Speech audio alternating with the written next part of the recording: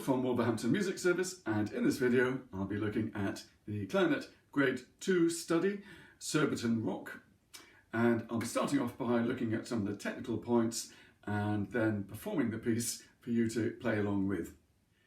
Now, the piece is marked as being a solid rock feel, and it has a metronome mark of 108, which is not actually very fast for rock, it's quite slow. But the important thing is that you do lots of tonguing on all the crotchets and all the notes where there is no slur or the first note of slurs, and it has to sound very heavy, which is what the word pesante means. So it must sound as though you're trudging along as you're playing. Now, in addition to all the tonguing of notes, especially the crotchets, you have to tongue especially firmly and especially loudly the notes with an accent, the little arrow underneath. That's the first one is the fifth note, G.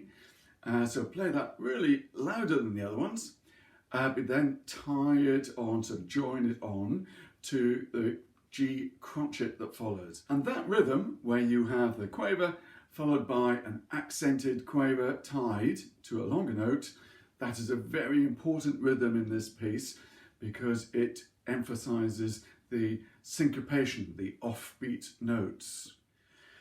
And there's another one of the accents at the end of the first phrase in bar 4 on the low A, tied to a minim A. So I'll play the first phrase to show accents and tonguing.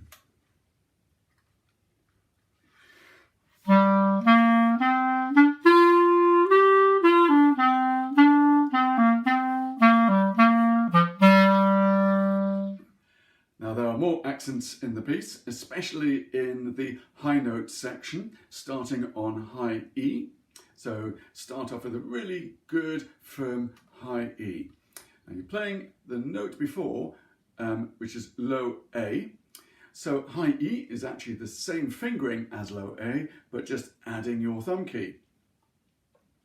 So I'll just demonstrate those two notes.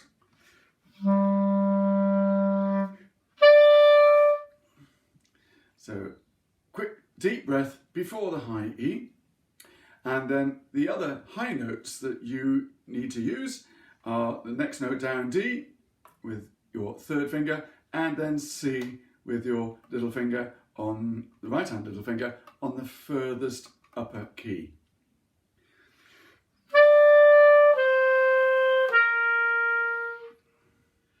Of course, you may wish to use your left hand little finger for the C, which is on the outside key, that key sort of sticking out a bit on the left with your left hand little finger. So you just need to make sure that you can start really well with the high notes on that high E. The whole piece is supposed to be loud throughout. It starts with an F at the beginning, which is forte, which means loud. And there are two places later where it goes to two Fs, or fortissimo, which means very loud. And the first one is when you start the high note section after the long low A. So the whole of that section must be very loud. Then goes down a little bit, back to just loud. And then right at the end for the last two bars, it is again fortissimo, very loud. So try to get a difference and show a bit of contrast in your dynamics, in the loudness between those sections. Now, it's important not to go too fast in this piece. It's marked at 108. So if you have a metronome, or perhaps a metronome app, you can find out exactly the speed of the 108. I've got one here.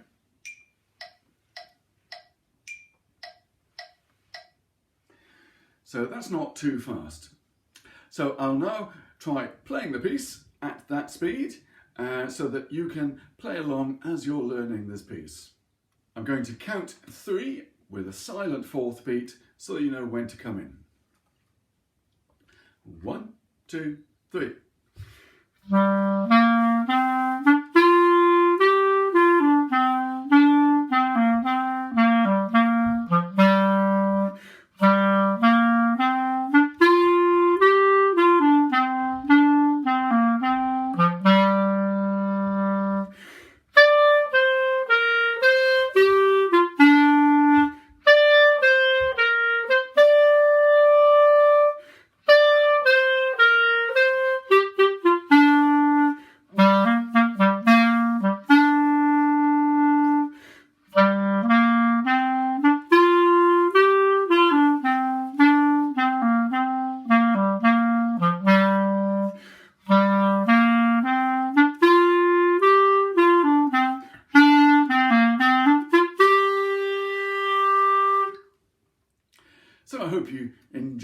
learning and playing that piece.